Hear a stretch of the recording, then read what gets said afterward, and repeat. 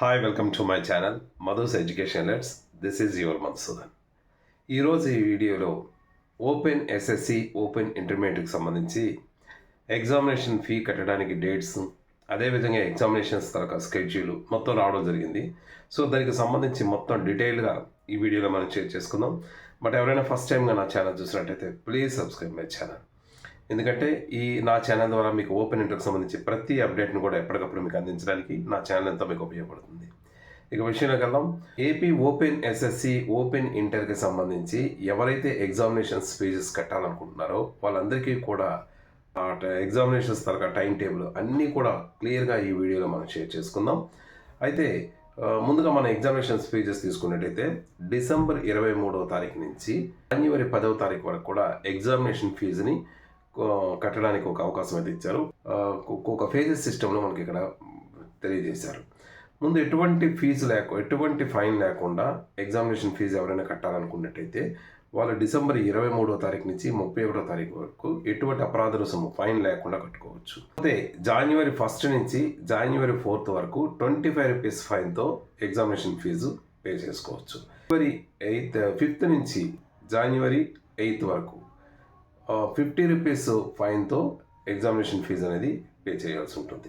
January 9th and 10th ఈ 2 డేస్లో ఎవరైనా పే చేయాల్సి ఉంటే తత్కాల్లో పే చేసుకోవాల్సి ఉంటుంది.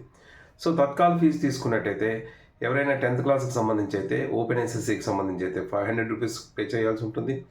అదే ఓపెన్ ఇంటర్ వాళ్ళు అయితే 1000 రూపీస్ పే చేయాల్సి ఉంటుంది. ఇది ఇప్పుడు నేను చెప్పే ఈ డేట్స్ అన్నీ కూడా ఓపెన్ ఎస్ఎస్సి వాళ్ళు కానీ ఓపెన్ ఇంటర్ వాళ్ళు కానీ ఎగ్జామినేషన్ ఫీజు పే చేయడానికి ఇచ్చినటువంటి ఒక టైం స్కెడ్యూల్స్, డేట్స్.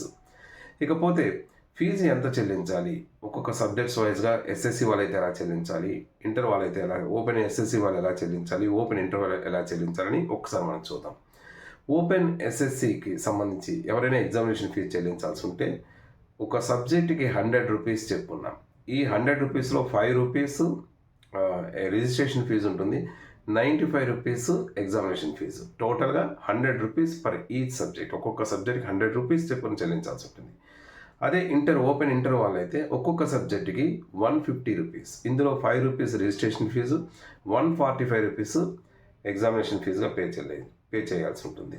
ఇకపోతే ఇంటర్మీడియట్ వాళ్ళు ఎవరైనా ప్రాక్టికల్స్కి సంబంధించి పే చేయాల్సి ఉంటే ఒక్కొక్క ప్రాక్టికల్కి సంబంధించి 100 రూపీస్. ఈ 100 రూపీస్లో కూడా 5 రూపీస్ రిజిస్ట్రేషన్ ఫీజు కోసం, అదేవిధంగా 95 రూపీస్ అనేది ఎగ్జామినేషన్ ఫీజు కింద పే చేయాల్సి ఉంటుంది. అంటే టోటల్గా 100 రూపీస్ ఒక్కొక్క ప్రాక్టికల్కి చెల్లించాల్సి ఉంటుంది.